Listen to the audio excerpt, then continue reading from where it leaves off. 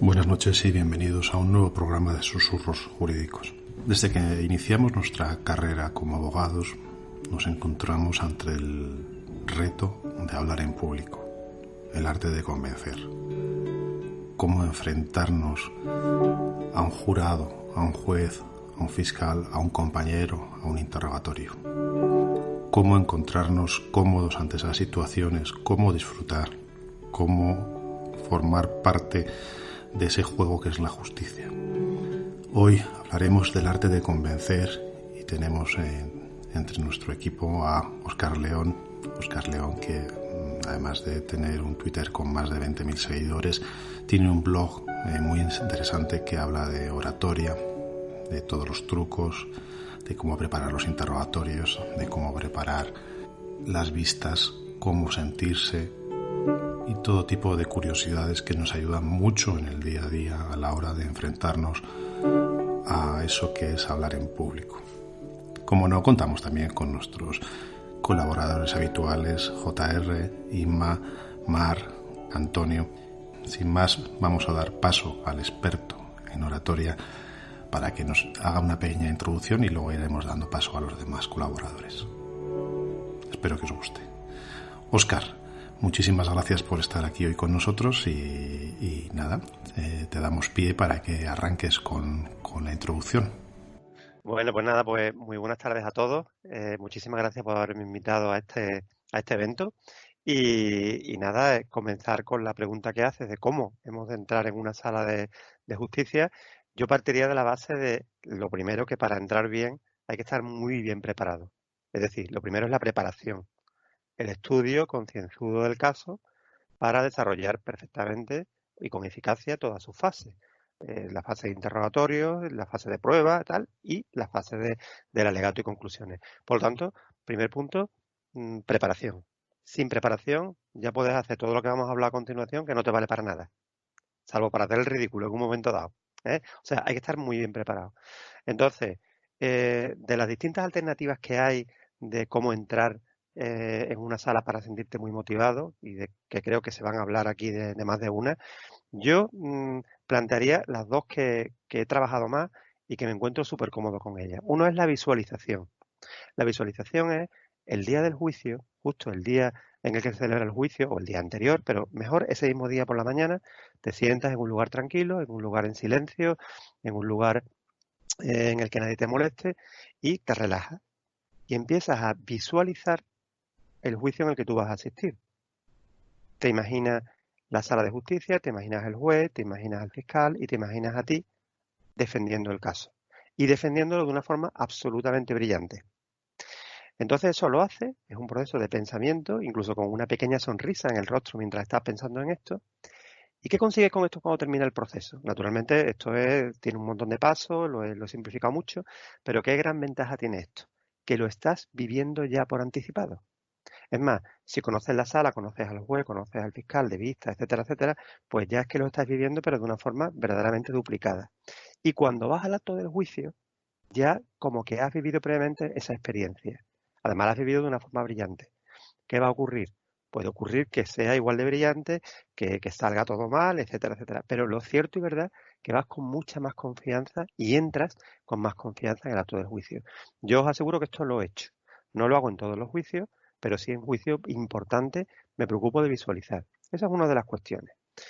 Otra de las cuestiones es lo que le llaman las posturas poderosas. Esto es una cosa curiosa que ha escrito mucho Amy Cute, que es una profesora de una universidad norteamericana, que ha llegado a la conclusión de que las posturas físicas poderosas, posturas de éxito, influyen en nuestro pensamiento y nuestro comportamiento, aumentando nuestra autoestima, aumentando nuestra capacidad de reacción positiva ante los eventos. Es muy empleado en, por ejemplo, intervenciones públicas, hablar en público o cuando te van a examinar para una entrevista de trabajo. Entonces, esto consiste en 4 o 5 posturas poderosas que ahora no las vamos a hacer porque como esto es sonido, es radio, pues no. Pero existen unas posturas de triunfador que si tú las realizas antes de cualquier evento, durante 2 minutos seguidos, en tu casa, en el servicio del juzgado, donde tú quieras, pero que no te vea nadie, por supuesto, porque algunas llegan a unos extremos que son irrisorios. Pues bueno, esas posturas lo que hacen es que cuando tú entras en sala, entras hipermotivado, porque ha despertado una serie de cuestiones neuronales en ti que hacen que tú te sientas mucho mejor. Todas las posturas que conlleven expansión, ofrecerse, ampliar el cuerpo, ampliar el espacio que estás ocupando, etcétera, pues son posturas poderosas. Podéis verlo perfectamente. Hay una charla TED que dura unos 15 o 18 minutos en la que, le voy a decir cómo se escribe, Ami Cudi, pues nos habla de las posturas poderosas y es extraordinario. Os aseguro que en alguna ocasión lo he hecho, especialmente cuando doy una charla, una conferencia, un curso. Antes, naturalmente, lo hago en un sitio privado, porque son 2 minutos obligatorios cada postura. Puede hacer una, puede hacer dos, pero la verdad que funciona.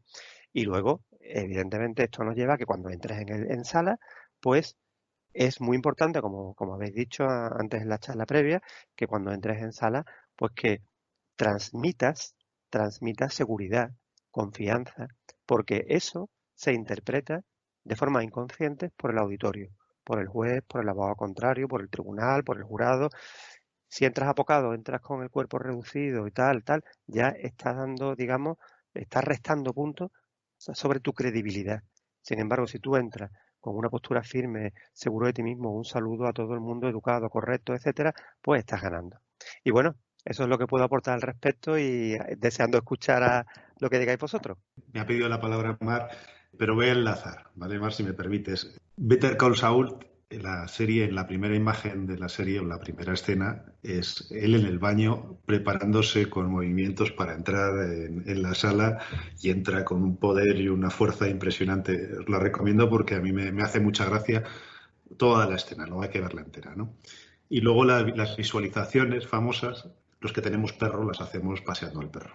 Es decir, muchas veces por la noche vamos dando un paseo largo y yo los interrogatorios los voy imaginando en esos paseos muchísimas veces y es sorprendente el efecto que tiene, ¿no?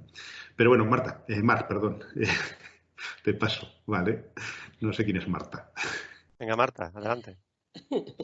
Buenas tardes, Oscar, y de verdad muchísimas gracias por estar aquí como siempre. Es que da gloria escucharte porque es que eres un maestro de sala y lo digo, no me canso de repetirlo. No me canso de aprender de ti. Yo realmente a mí lo que más me sirve cuando voy a sala es la preparación. O sea, el tener el tema preparado a mí es lo que más seguridad me da.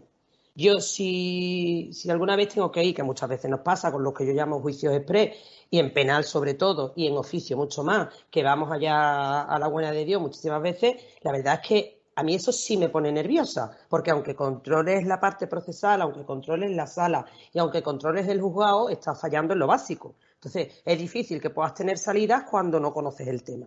Luego, a mí, una de las cosas que más me motivan no son las series ni las películas, porque ya sabéis que soy difícil de retener en la mente con las películas y las series, pero a mí os prometo que de las cosas que más me motivan es ponerme la toga. O sea, yo siempre lo digo, yo me pongo la toga y me transformo completamente, completamente. Y la sonrisa. La sonrisa para mí en sala es básica. A mí se me verá muy pocas veces cabrear, lo estoy, pero lo estoy por dentro. Yo creo que son las dos herramientas que a mí más me motivan cuando llevo el juicio preparado, cuando no. Y luego otra de las cosas que yo veo básicas y que siempre intento controlar es la respiración, en sala y antes de entrar a sala. A mí la respiración, controlar la respiración es lo que me hace, lo que me da la seguridad, el poder usar las pausas. Y mirad que yo me atropello hablando. En sala soy todo lo contrario, soy súper pausada y precisamente me pauso para poder coger la respiración. Yo considero que eso es básico, pero sobre todo yo diferencio mucho los escenarios en las jurisdicciones. Yo no entro igual cuando entro a un juicio de familia que cuando entro a un juicio penal. Yo cuando entro a un juicio de familia voy mucho más dulce, siempre, siempre, porque entiendo que la materia que se tiene que tratar ahí, o sea, ahí hay contrarios con situaciones muy complicadas, pero realmente en igualdad de condiciones. No, yo no tengo que sacarle nada a nadie, es distinto a cuando voy a un penal o cuando vas a un civil. Irma, te voy a dar paso. Yo creo que la toga es básico. A todos, cuando nos ponemos la toga, nos transforma porque la imagen del cliente que nos ve con la toga le transforma también el concepto que tiene de nosotros. Yo eso cuando empecé a ejercer lo notaba muchísimo. No sé, Irma, ¿qué asientes? ¿Qué opinas de esto?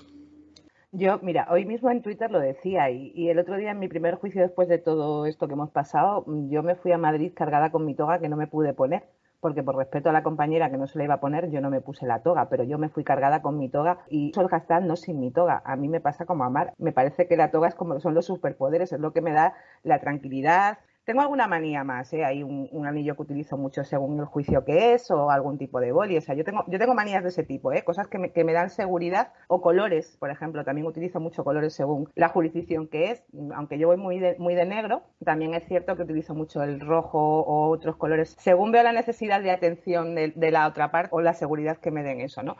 Pero es verdad que yo sin la toga, estos días cuando estoy celebrando, me veo muy rara, me siento mal.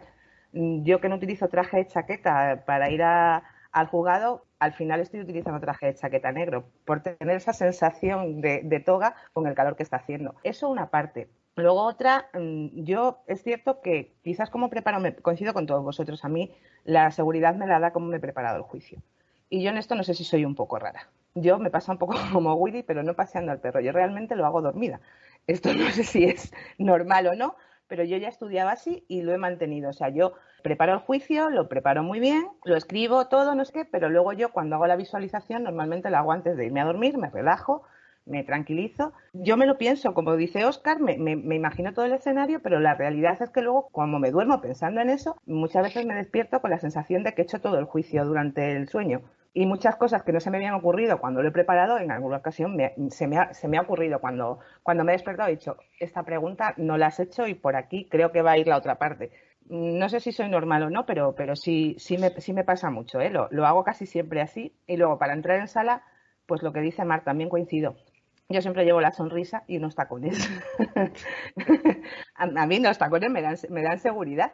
Entonces, normalmente ir al juzgado sin tacones pues no es normal y eso que tenemos un suelo que nos podemos matar en Cáceres, pero yo voy con tacones y siempre con una sonrisa, siempre saludando a todo el mundo, colocándote en tu sitio y como dice Mar también, dependiendo de la jurisdicción, pues evidentemente en penal uno está más serio. Y tienes como la sensación más de tensión que en otras jurisdicciones que son mucho más, no sé si dulces, como dice Mar, quizás la posición de todos en esas circunstancias es facilitar las cosas. En laboral, por ejemplo, también me pasa mucho que como llegamos mucho a acuerdos, sabes que estás en una jurisdicción que además es mucho más fácil introducir cualquier tipo de tema sin tanto formalismo, ahí me relajo mucho más. Te doy paso, le voy a dar paso a Antonio, pero los abogados igual en la ropa no somos tan maniáticos, pero sí en las corbatas. En función de si queremos dar una imagen suave, una imagen dura o algo, por lo menos yo me pongo una corbata rosa o una corbata negra o una corbata de un color, o si quiero simplemente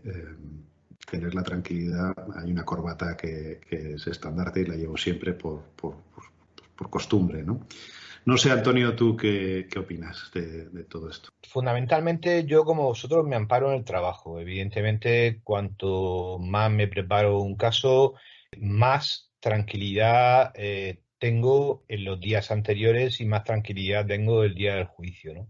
Además, en mí concurre un pequeño, voy a confesar un pequeño secreto, soy una persona muy perfeccionista, ¿no? Entonces necesito trabajar mucho el caso para tener seguridad, ¿no? Estábamos viendo cada uno las formas en que nos ayudan o las pequeñitas manías que tenemos en que nos ayudan a tranquilizarnos, ¿no? A mí me pasa fundamentalmente, Guille hablaba de pasear al perro y Óscar hablaba de las posturas, bueno, pues porque le producían ciertas conexiones neuronales, ¿no? A mí me ocurre con el deporte. Yo, antes de hacer un juicio, cada mañana necesito hacer deporte. Me crea una serie de conexiones neuronales, me genera muchísimas endorfinas y me genera mucha energía mental, me genera mucho poder mental y eso me produce tranquilidad. Tengo que reconocer también, y eso me produce tranquilidad porque le pasa a los grandes actores, aunque yo no sea un gran abogado, y es que a pesar de llevar 32 años en ejercicio, sigo entrando en la sala con los nervios en el estómago. Evidentemente no es la misma cantidad de nervios, depende del juicio, pero sigo entrando, ¿no? Y entonces esa es una sensación pues que he aprendido a controlar, pero la sigo manteniendo, ¿no? Tengo también un pequeño truco que necesito hacer, ¿no? y es poquito antes de que sepa que voy a entrar, 3, 4 minutos, pues a los clientes les digo que voy a repasar unas cosas y tengo la costumbre de sentarme solo y en ese momento visualizar yo solo lo que va a pasar dentro. Y me produce una sensación bastante grande de tranquilidad, ¿no? A partir de ese momento, y como hablaban Mar y Isma, ese momento, justo con el momento de ponerme la toga, que suele ir unido, me suelo sentar ya ahí con la toga puesta. Es como si, no sé, como si cambiara, me pusiera más tranquilo y adquiriera una fuerza que me da la toga, ¿no? Eso es un poco lo que a mí me ocurre, pero lo que sí coincido con vosotros es que, desde luego, lo que más seguridad da es el trabajo y la preparación. Yo creo que para todos nosotros es muy importante esa adrenalina antes de entrar. Yo estaba recordando que siempre me acuerdo de una frase de Rocky, porque él siempre decía, en las películas de Rocky decía, el miedo es como el fuego, si lo controlas te dará calor y te mantendrá vivo, pero si te controla a ti te quemará y te destruirá, ¿no? Todos los abogados cuando entramos a una vista tenemos ese miedo, pero lo controlamos y entramos y nos da muchísima energía. Yo no sé, JR, que habías pedido la palabra y hoy te he dado el último de todos, pero te doy paso para que nos digas. Y luego le daré paso a Óscar. No hay problema. Vamos a ver, pues yo coincido con todos vosotros, ¿no?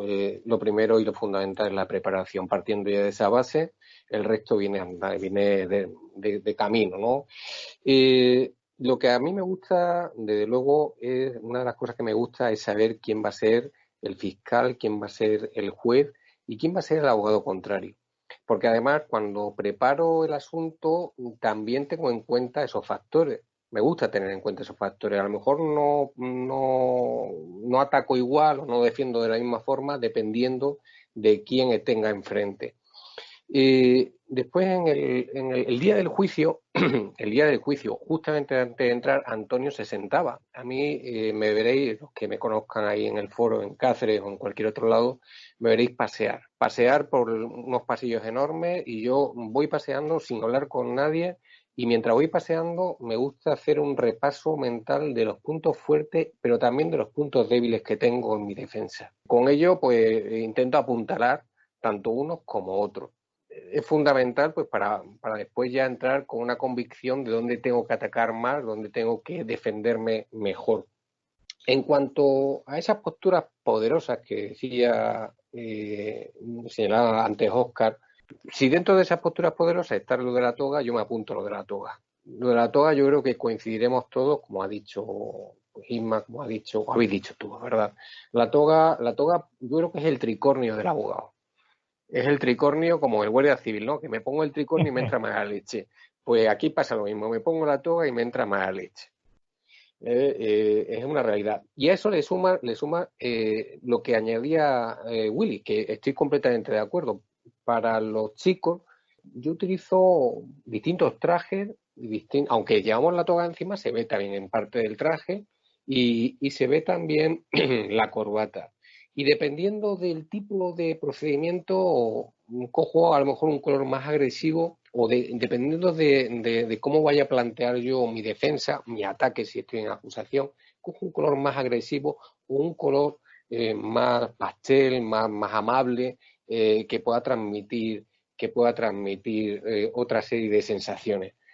Dentro de la vista también la expresión verbal, la expresión no verbal, perdón, es fundamental y también depende del procedimiento, de cómo te vas a dirigir a las partes, cómo te vas a dirigir a los testigos, pero bueno, eso supongo que ahora Óscar y ahora en la siguiente fase pues trataremos un poco más sobre ello.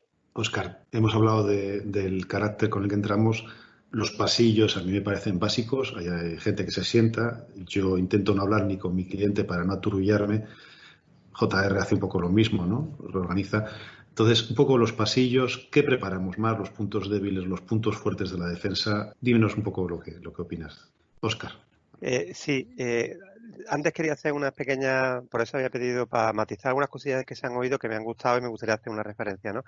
En cuanto al tema de la visualización, se me olvidó decir que se utiliza mucho en el deporte Y, por ejemplo, en la película Carros de Fuego, no sé si lo habéis visto alguno, en Carros de Fuego, antes de correr los 100 metros, el protagonista de la película hace una auténtica visualización de los 100 metros, que luego le dan la medalla de oro, por cierto, pero que se ve ahí claramente el proceso de visualización, ¿no? Después, el tema de la respiración que dice Mar, por supuesto, pero hay que tener muy claro que tiene que ser respiración abdominal.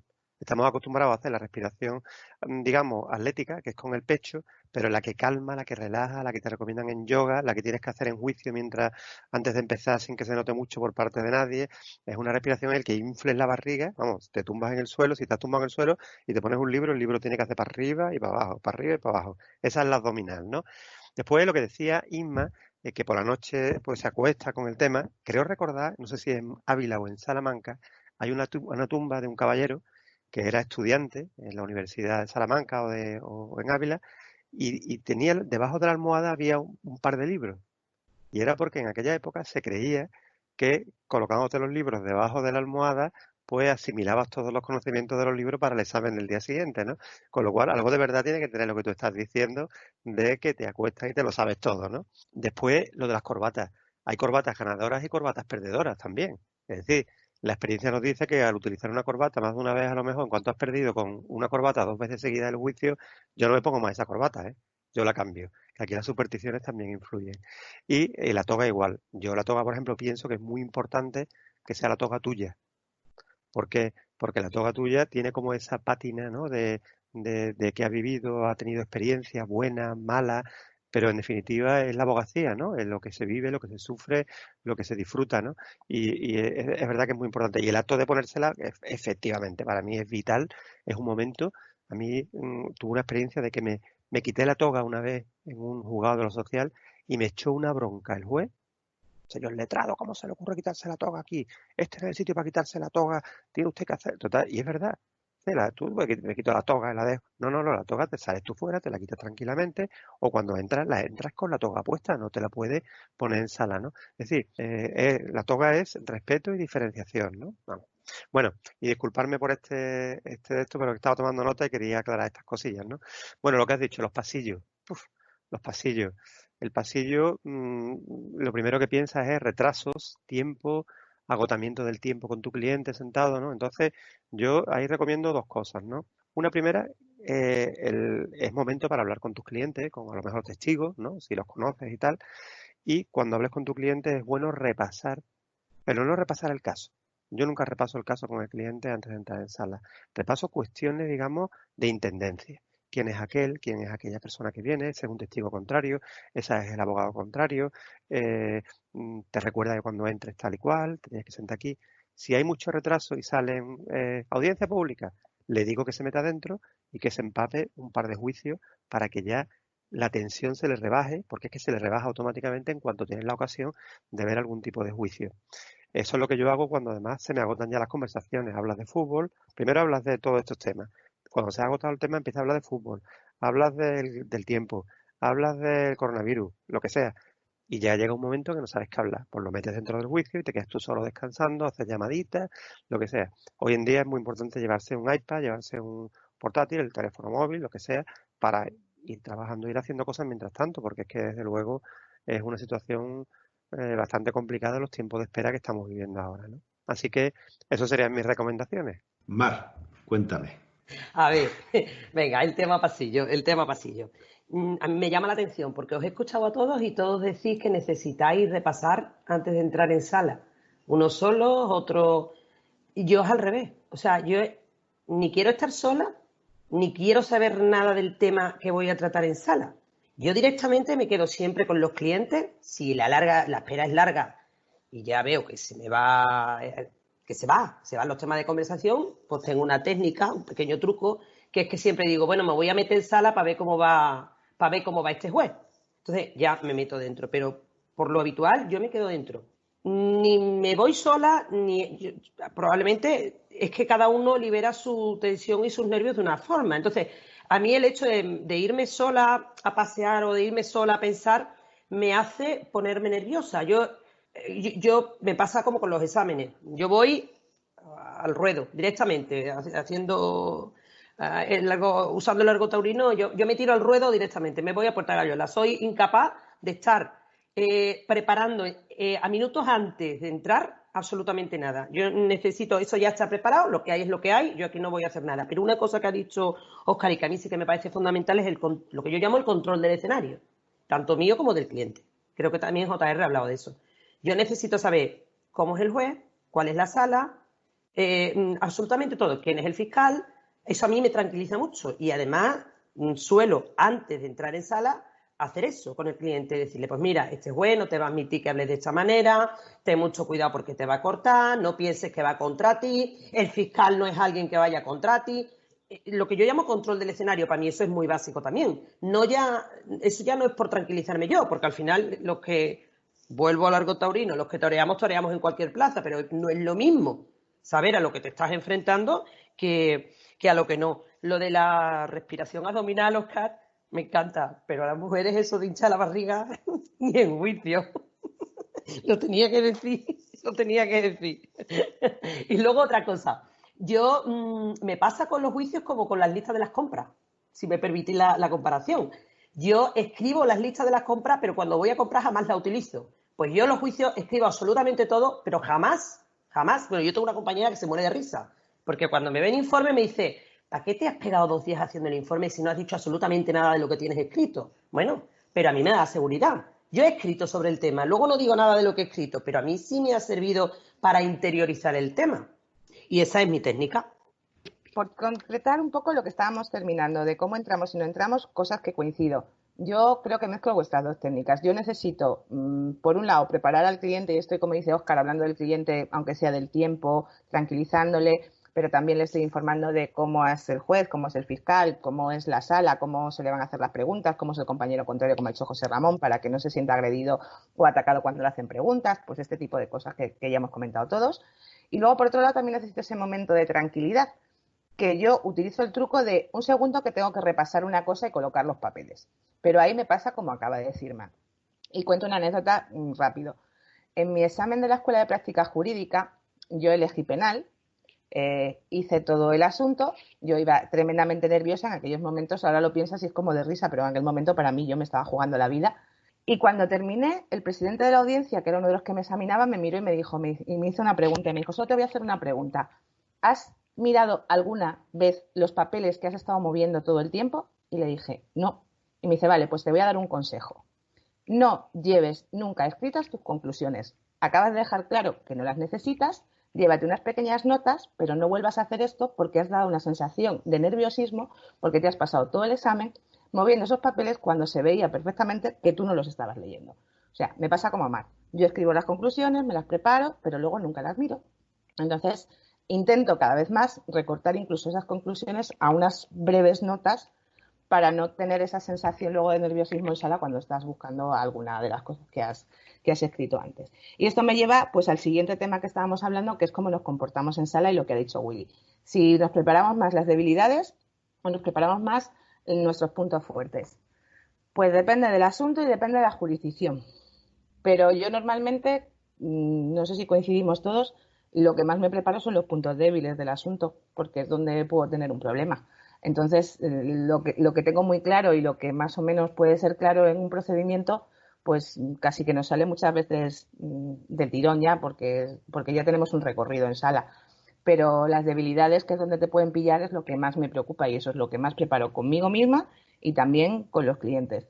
Actitud en sala siempre, pues postura recta, correcta, sobre todo, pues, a ver, seguridad hablando, yo ahí tengo otro problema. Yo que hablo muy alto y que normalmente tengo un tono muy agudo, me di cuenta después de que 3 veces me dijera un juez, señora letrada, hable más alto, que yo no hablaba bastante alto en sala, ya me pedí una grabación y ya me escuché a mí misma y dije, pues es verdad, no hablo alto en sala, modulo tanto la voz para cuando hago subidas y bajadas y lo hago además ya en piloto automático, porque volvemos a decir, pues ya tienes un recorrido en sala y ya tienes los tics, ¿no? Entonces, modulo tanto la voz que a veces hablo muy bajo. Entonces, me preocupo mucho del tono, me preocupo mucho de la postura y me preocupo mucho de lo que he dicho. Los puntos débiles para cuando atacan, yo estar preparada. No sé vosotros si vais por el mismo camino o si tenéis alguna otra manía en sala. Sí, ahora le voy a dar paso primero a Antonio y luego a JR respecto a los puntos débiles, los interrogatorios. una vez que ya estamos en sala y tenemos los interrogatorios, los hemos visualizado seguramente muchas veces y hemos preparado las preguntas, pero lo más complicado de un interrogatorio es arrancar, creo. Entonces, Antonio, te doy paso y nos comentas un poco. Vamos a ver, es que es muy relativo, Willy. A ver, el interrogatorio depende fundamentalmente de dos cosas. En qué consiste o las pruebas que haya y de la persona que vayas a interrogar. Es que es complejo, tienes que tenerlo todo en cuenta, ¿no? Entonces yo lo que procuro hacer es una mezcla de las dos cosas, ¿no? Yo tengo la suerte, porque es una suerte de que en sala me sé manejar bien, tengo empatía y sé más o menos por dónde puedo intentar manejar o no manejar a una persona, porque tengo facilidad para ponerme en la piel de una persona, ¿no? No sé si es la experiencia o que simplemente me sale, ¿no? Supongo que será la experiencia, pero creo que es que depende de cada caso, ¿no? Generalmente, de todas formas, soy de los que, como tú decías al principio de Teresa Campos, suelo empezar siempre interrogatorios de forma tranquila. Y conforme va cayendo un poquito en la red, voy aumentando el nivel de las preguntas, ¿eh? Pero es una forma muy general de hacerlo. Ya te digo que aquí no puedo decir nada en concreto porque, primero, tengo que ver todo lo que tengo delante, los instrumentos con los que tengo que trabajar, y luego, una vez que estoy en sala y veo cómo reacciona el testigo o cómo ha reaccionado antes, de esa forma reacciono yo. Esa es la forma que yo tengo de operar. Sí, Antonio, lo de María Teresa Campos lo he contado off the micro, pero lo adelanto, que una vez... Perdona. no, pero bueno, lo tenía que contar. Una vez escuché que su técnica para entrevistar era ser muy agradable, muy simpática y empezar con preguntas abiertas para que el entrevistado se relaje y se abra, ¿no? Claro, Guille, perdona que te interrumpa, es que cuando estudias táctica de interrogatorio es una táctica de interrogatorio, es decir, comenzar con preguntas suaves y poco a poco el testigo adquiere confianza y entonces conforme va adquiriendo confianza, tú vas entrando en una zona que sea o sea, que sea menos confort o al revés, puedes entrar en una zona de más confort, vamos, Sí, Oscar sí, lo sí. aclaraba perfectamente que es el experto absoluto, pero existen las dos posibilidades o las dos formas. Ujú. JR, cuéntanos. Bueno, yo vengo también a coincidir con lo que se ha dicho. En la fase de interrogatorio, cuando se inicia los interrogatorios, cómo desplegar el interrogatorio dependerá de a quién vamos a interrogar. Si vamos a interrogar a nuestro cliente, si vamos a interrogar al contrario, a un testigo o a un perito. Y porque la forma de interrogar va a ser distinta. Y precisamente hablando de algo que Óscar, que voy a señalar solamente, porque Óscar nos puede dar una lección magistral, como siempre hace al respecto, sobre las preguntas abiertas o las preguntas cerradas, dependiendo de a quién interrogamos, ¿no? Y también tengo en cuenta la materia, es decir, claro, si estamos en un ámbito penal, a lo mejor el interrogatorio es más hosco, más duro, que si estamos en un ámbito de menores, de familia, en el cual, pues, a lo mejor intento unas preguntas a lo mejor más suaves, incluso también mi forma mi actitud hacia el interrogatorio, la forma, no solamente la pregunta, sino la actitud que voy desplegando depende del camino que va tomando el interrogatorio. Depende también si quiero dar un énfasis, ese lenguaje no verbal, y el lenguaje verbal tiene que conjugarse bien y tiene que proyectarse tanto a la persona que está siendo interrogada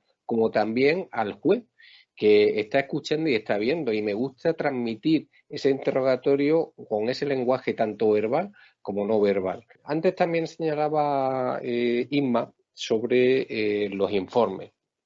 Yo creo que llevar los informes escritos se suele hacer sobre todo cuando empezamos a ejercer, ¿no? Incluso las preguntas de interrogatorio. Y de hecho, casi todo, no sé, a lo mejor corregirme, pues llevamos lo que es un informe escrito, un borrador, una serie de preguntas, y con el tiempo de ejercicio ese informe va pasando a ser un esquema y con más tiempo incluso va pasando siempre a ser unas notas que tú ya después desarrollas oralmente. Pero a mí me gusta siempre llevar, será por el que tengo a lo mejor, o uno mantiene esa inseguridad del principio, me gusta siempre llegar unas notas escritas en cualquier caso, unas notas escritas. Después, con esas notas escritas yo voy desarrollando todo lo que tengo que desarrollar. No es lo mismo que al principio, que llevábamos todo el informe de lado a lado, todas las preguntas, lo cual era un poco, pues, ocioso, porque todos sabéis que los juicios, pues sabes cómo empiezan, pero después no sabes cómo se desarrollan ni cómo acaban, con lo cual pues tienes que ir vadeando y tienes que ir manipulando todo lo que en principio llevabas para adaptarlo y acoplarlo a lo que va a ser las preguntas y a lo que va a ser el informe. Eso es prácticamente, digamos, las pinceladas que digo al respecto. Óscar, ahora es cuando nos corriges, ¿vale?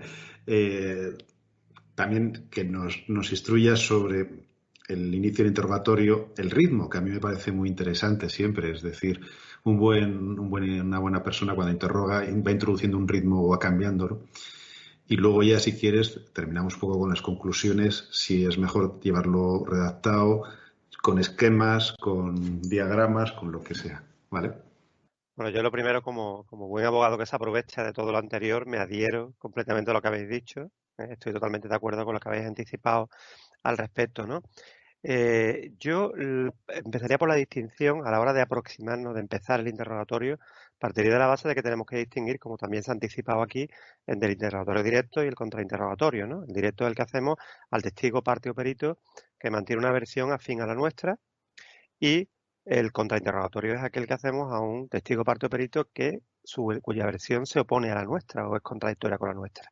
Por lo tanto, va a haber un interrogatorio más fácil, que va a ser el directo, y va a haber otro que va a ser más complicado, que es el contrainterrogatorio, porque además nos encontramos con la hostilidad de la parte, del testigo o del perito, porque viene ya asesorada por su abogado, que le ha dicho, ten cuidado, que cuando te pregunte el abogado contrario, lo que va a intentar es desprestigiar, desacreditar, quitarle valor a la versión que tú ya has dado en el interrogatorio directo. Por lo tanto, nos vamos a encontrar con esa hostilidad. Entonces, ¿qué hacemos? Nos aproximamos de una forma amistosa, nos aproximamos de una forma agresiva. En el directo, por supuesto, tienes que aproximarte de una forma amistosa, porque es que es tu cliente, ¿no? O sea, o el testigo que tú aportas o el perito con el que te has reunido. No te va a empezar a pegarle gritos allí, ¿no? Sino que lo lógico es, pues, empezar el interrogatorio de una forma tranquila, amable, tal. ¿Qué hacemos con el contrainterrogatorio? Porque lo que nos tienta es ir al ataque y a la yugular. Pues no, lo que se recomienda desde una perspectiva estratégica es una aproximación amistosa. Es decir, una aproximación que se caracteriza por una expresión lingüística tranquila, cómoda, un lenguaje verbal amistoso, de acercamiento, emplear, eso funciona muy bien, el nombre de pila del testigo, aunque le hable de usted, pero empleas el nombre de pila del testigo, los gestos, unos gestos cálidos, incluso una pequeña introducción. Pero usted le va a hacer una serie de preguntas sobre este asunto. Si tiene usted alguna duda, me lo dice, yo se lo aclaro. En fin, crea un pequeño vínculo. ¿Qué consigues con eso? Pues desarmarlo, porque él viene ya preparado por su abogado para estar a la defensiva. Y ahora se encuentra, resulta que en vez de encontrarse a un señor con rabo y con cuernos, pues se encuentra pues a una persona amable, educada, que lo que le está esta. Lógicamente podrá decir, sí, este está así porque va a intentar jugármela, por decirlo finamente. Pero, ¿qué es lo que ocurre? Que inevitablemente se van a producir cesiones y se van a producir, no el cierre, no se va a producir el cierre, sino que va a haber diálogo. Por lo tanto, es muy importante una aproximación amistosa. Tipo de preguntas. Se recomienda en el directo la pregunta abierta, cuente usted lo que pasó y después qué es lo que ocurrió, etcétera, para que el testigo, el perito o la parte exponga su versión de los hechos, que es lo que yo quiero que oiga el juez. Pero en el contrainterrogatorio a mí no me interesa que me cuente otra vez la película. Lo que quiero es que me diga sí o no al test que le voy a hacer yo sobre la versión anterior. Y para eso empleamos las preguntas cerradas. ¿Qué pasa? Que cuando empezamos el interrogatorio, sí, lo que queremos es ganárnoslo un poquito con esa aproximación amistosa. Podemos hacer preguntas cerradas en las que esté garantizada una respuesta favorable, pero no porque le estemos sacando algo, sino porque él está contestando algo que es obvio y que es fácil, y entonces yo recibo un sí que me conviene y él da un sí que no le está costando ningún trabajo en las preguntas cerradas. O hacer una pregunta abierta en zona de máxima seguridad. Es decir, le haces una pregunta abierta en la cual te explica lo que sea, pero no te está perjudicando en nada. y él ya se está un poco desahogando y está entrando tal. A medida que avance el interrogatorio ya puedes un poco ponerte un poquito más, digamos, menos amigable, pero siempre, como dice el dicho, hay que respetar al testigo y atacar el testimonio. Eso por ahí. El comportamiento, que es un tema importante. ¿Debemos de enfrentarnos al testigo, ponernos irónicos, sardónicos, de discutir? No. No debemos nunca enfrentarnos al testigo y bajar al lodo del testigo. ¿Por qué? Porque siempre, cuando hay una lucha entre el testigo y el abogado, pierde siempre el abogado. Siempre. La credibilidad la pierde el abogado. Y como el testigo se mantenga firme y sea correcto y sea educado y no entre en tu terreno y tú lo estés insultando, pierdes la credibilidad tú ante el juez y corres el riesgo de que se victimice al testigo y como sea una víctima ya ni te digo. Entonces, siempre, siempre un comportamiento adecuado, con una sola excepción. Testigo que miente, testigo que sabemos que está mintiendo, testigo que el juez sabe que está mintiendo y que además disponemos de pruebas que van a demostrar la inconsistencia de esa declaración. Ahí, tanto nosotros podemos ser mucho más agresivos y yo estoy completamente seguro que en estos casos, y lo he vivido, los jueces abren un poquito la mano o abren la manga y dejan que haya cierta agresividad en el interrogatorio que hace el abogado que está descubriendo esa mentira. Por lo tanto, esa sería la excepción. El tema que se ha avanzado, no sé quién lo ha dicho, pero que es muy interesante también, creo que ha sido José Ramón, que efectivamente cuando estamos preguntando, el juez está recibiendo nuestra versión. Bueno, tú lo has dicho porque estuvimos juntos en el curso en Cáceres, José Ramón. El tema de que cuando tú estás interrogando, tú le estás lanzando un mensaje al juez también. Es decir, tú lanzas un mensaje, es un triángulo. Tú se lo mandas al testigo, el testigo te responde, pero el juez está escuchando tus preguntas. Aunque la respuesta sea negativa y no consigas nada, el juez está escuchando la versión que tú estás defendiendo. Por lo tanto, estás logrando repetirle en su mente qué es lo que tú defiendes y estás manteniendo y que vas a reproducir luego en tu informe oral. Por lo tanto, interrogar bien es muy importante, porque consigas o no el objetivo que te hayas propuesto durante el interrogatorio, el juez va a estar recibiendo una información que te conviene que la reciba de una forma asequible y adecuada. Eso es más o menos lo que yo diría del interrogatorio, ¿no? Aproximación amable, comportamiento siempre correcto y salvo las excepciones de la mentira. Y en cuanto al informe, estoy de acuerdo con lo que habéis dicho. Es decir, yo he hecho siempre mis informes, mis conclusiones enteritas, los 5 o 6 folios al pie de la letra. Las he repasado, las he leído, las he releído, pero al final siempre he concluido con un guión, con las distintas partes en las que se estructura el discurso, exordio, división, narración, estructura, refutación y epílogo, si queremos, y con los 3 puntos clave. Y cuando llegas al juicio, obviamente lo que vas a hacer es que vas a expresárselo mirando al juez y de vez en cuando vas a mirar un punto para saber que te valga de guía para poder exponerlo. Eso es así. Lo que pasa es que transmite mucha seguridad llevar ese guión o llevar incluso el discurso. Y en cuanto a las preguntas, una cosa que parece mentira, pero que es así, las preguntas no deberían de llevarse escritas. Deberían de llevarse los temas. O sea, yo voy a preguntarle sobre estos 5 temas. Y ahora dentro de esos temas tengo a lo mejor 4 ideas que tengo que desarrollar. Eso es lo que hacen los abogados expertos. Es decir, van desarrollando temas. Pero si tú tienes las preguntas escritas, vas a perder el control del interrogatorio. Porque a medida que tú lees, estás respondiendo, te pones a leer la siguiente, como hacen los periodistas cuando entrevistan. Que están entrevistando y cuando cogen al periodista lo cogen mirando el papel mientras el otro le está respondiendo. No te estás enterando de la respuesta. Con lo cual corres el riesgo de meter la pata a la hora de preguntar. Y finalmente se había dicho algo del ritmo. El ritmo es muy importante en el interrogatorio directo. Cuando interrogas a tu testigo, calma, pausa, parones, los que haga falta. Te adaptas completamente al ritmo del testigo. El testigo es un poco así pesadito, tranquilo, pues tú preguntas pesadito y tranquilo, que es un hombre que se expresa muy bien, muy elocuente, muy rápido, pues lo haces rápido, pero te adaptas al ritmo. Pero en el contrainterrogatorio tenemos que ser súper rápidos. ¿Por qué? Para que el testigo no piense. Y no pensemos, eso es una manipulación, porque si no quieres que piense, no, es que le estoy haciendo un test de lo que haya dicho antes. Ya lo ha contado. Ahora me va usted a responder rápidamente a lo que le pregunte. Y entonces, si está mintiendo, va a saltar la mentira. Y si hay incoherencias, van a salir más fácilmente ante un interrogatorio rápido que uno corto. El corto le da tiempo a pensar. Las pausas le van a dar tiempo a respirar. En definitiva, no hay que dejarlo. Sea un testigo falso voluntario, falso involuntario o que está diciendo la verdad. Tenemos que utilizar la prueba del algodón de la rapidez. Y con eso, pues bueno, yo creo que ya estaría respondida la cuestión. Willy. Sí, en los interrogatorios muchas veces, y eso es cuando tengo yo becarios o alumnos de máster, insistimos en que se marquen un objetivo, que parece una estupidez, pero la gente se lía a preguntar sin tener claro lo que quieren que les conteste o a dónde queremos llegar. Y simplemente marcándote el objetivo, yo creo que consigues muchísimos mejores resultados. Si queréis, damos paso un poco a los chascarrillos o anécdotas que os pueden haber pasado como oradores o como ponentes en charlas. Yo, si queréis, rompo un poco el hielo. Yo recuerdo que tenía una corbata que me gustaba mucho, ¿no? Recuerdo que un día antes de un juicio me dijeron, ¿cómo se te ocurre venir con una corbata con los colores del Barça? Yo no me había dado cuenta que era azulgrana en Burgos, cuando la mayoría de los jueces pueden ser de Real Madrid. Había perdido el Madrid contra el Barça el día antes y me lo echaron en cara varios al entrar en el juzgado. Yo no era consciente hasta qué punto eso puede generar en el subconsciente de alguien un efecto negativo, ¿no? No lo creo, pero me llamó la atención esa curiosidad y por eso ahora tengo muchísimo más cuidado con las corbatas.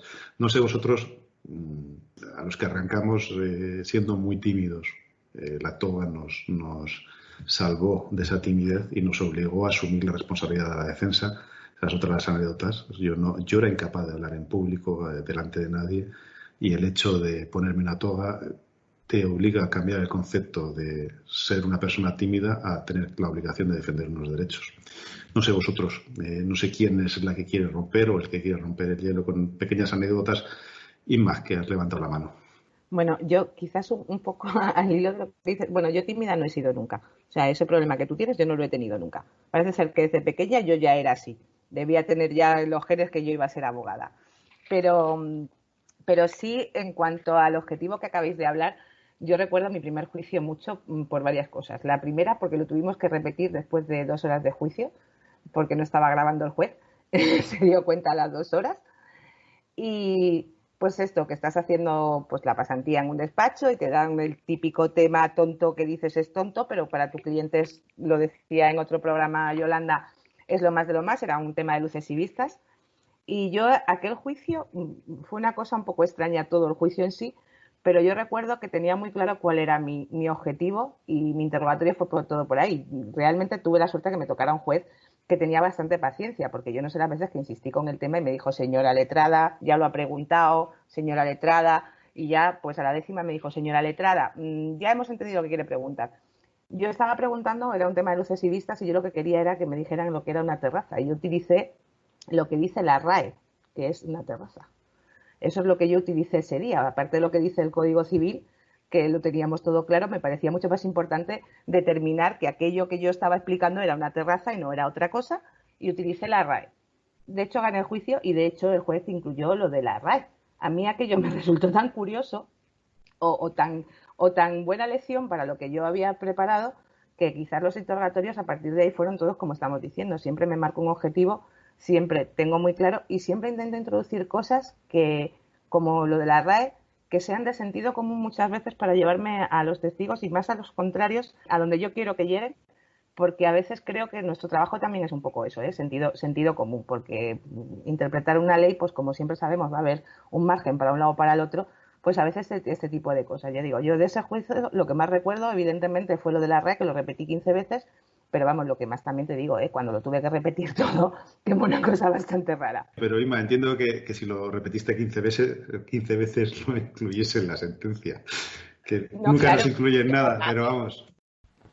Bueno, yo la anécdota a la que me voy a referir es una que me ocurrió en la audiencia provincial, en la cual teníamos un juicio penal en el que interveníamos pues un total de seis letrados, eran cuatro abogados de la defensa, uno de la acusación particular y el Ministerio Fiscal.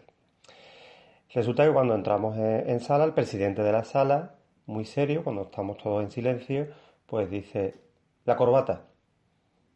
Nos quedamos todos así un poco entre serios y sonrientes, extrañados, tal. Se genera un silencio un poco violento, vuelve a decir, la corbata. Todo esto muy serio, ¿eh? Y entonces, pues, nos miramos todos la corbata, yo miro la mía, veo que es negra. Los demás compañeros, pues hago así de refilón, veo y veo que son de todo tipo, ¿no? Negros, de colores, etcétera, etcétera. El caso es que nos encontramos en este momento de transición en la cual ya cesó la obligatoriedad de llevar corbata negra, aunque a mí personalmente me gustaba llevarla. En este caso, tanto el fiscal como yo llevamos corbata negra. El caso que como nadie decía nada, el fiscal dijo, Su Ilustrísima, ¿a qué se refiere con el tema de la corbata? Dice, en mi sala todo el mundo llevará una corbata negra. Así que, por favor, salgan de la sala, busquen una corbata y cuando dispongan de la corbata negra, reanudamos el juicio. El caso es que salimos todos de allí, cada uno buscando una corbata. Los que la teníamos negra nos quedamos allí en la puerta pues charlando y tal. Y al cabo de unos 20-25 minutos pues ya se completó el grupo. Esperamos que acabara el juicio que estaba a continuación, que se había iniciado. Volvimos con las corbatas y no hubo ningún más incidente, se celebró el juicio y listo, ¿no? Esto es una anécdota que cuento muchas veces porque realmente demuestra, pues bueno, los poderes de dirección del presidente o el juez en sala o en el juzgado, bueno, pues tiene estas cosas y en algunas ocasiones pues se producen estas anécdotas que al final fue una anécdota muy simpática y en la cual incluso nos planteamos la duda de si realmente había entrado en aplicación la modificación del Estatuto General, etcétera, etcétera. El caso que, bueno, quedó en nada, celebramos el juicio y la corbata pues no tuvo ninguna influencia en el resultado, estimo. Pues muchas gracias a todos por vuestra colaboración en este programa, en especial a Óscar León. Nos vamos a despedir ya de este nuevo, o de este último programa, de este cuarto programa, haciendo referencia a una película que a mí me marcó bastante. Es 8 millas, de Eminem. Es una película que me introdujo en el tema de los rap, de las improvisaciones, de las peleas de gallos. En España podemos encontrar a Arcano y a otros muchos que la verdad es que en YouTube puedes encontrar grandes batallas de improvisación. Cómo introducen temas, cómo van cambiando, cómo evolucionan. Es realmente espectacular. En 8 millas existe una batalla final que voy a hacer un pequeño spoiler. Para los que no lo hayáis visto, pues lo siento y podéis retiraros a este momento. Os voy a dejar el enlace de las 4 últimas batallas finales, pero sobre todo la que es a partir del minuto 8. Para mí es un ejemplo muy bueno de cómo es unas conclusiones en una oratoria, en una vista judicial. En la batalla les dan un traslado para 1 minuto y medio para conclusiones o para pelearse a cada uno, ¿no? Entonces, Eminem elige ser el primero. Muchas veces ser el primero es lo más complicado, porque es el que abre el camino y tener la última palabra siempre es una ventaja. Eminem le dan el micrófono, le dan la voz y en el momento que empieza a contar el marcador, lo primero que podéis observar es que tarda unos segundos en iniciar. Gana el tiempo, gana la atención de la gente con esos segundos. Mira fijamente al contrario y inmediatamente después empieza a hablar a la persona que tiene que atender. Él empieza a hablar con el público, empieza a ganarse al público, empieza a interactuar. En un juzgado sería hablar o dirigirse a su señoría, que es la persona a la que tenemos que convencer. Empieza a introducir un ritmo a la hora del rap. Empieza a atacar sus propios puntos débiles. Es una cosa muy curiosa. Él sabe dónde va a atacar la parte contraria en el rap, dónde le va a insultar, cómo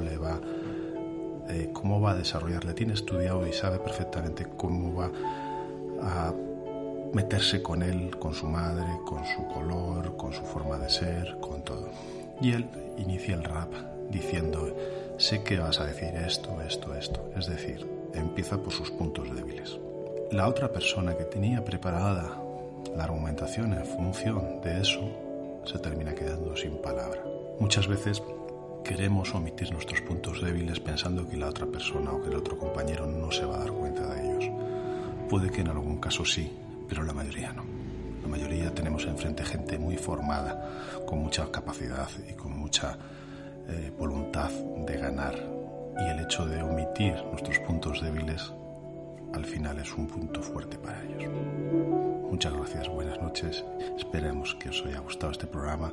Suscribiros a los canales donde estamos y esperamos escucharos en la próxima reunión que tengamos en nuestro próximo programa de Susurros Jurídicos.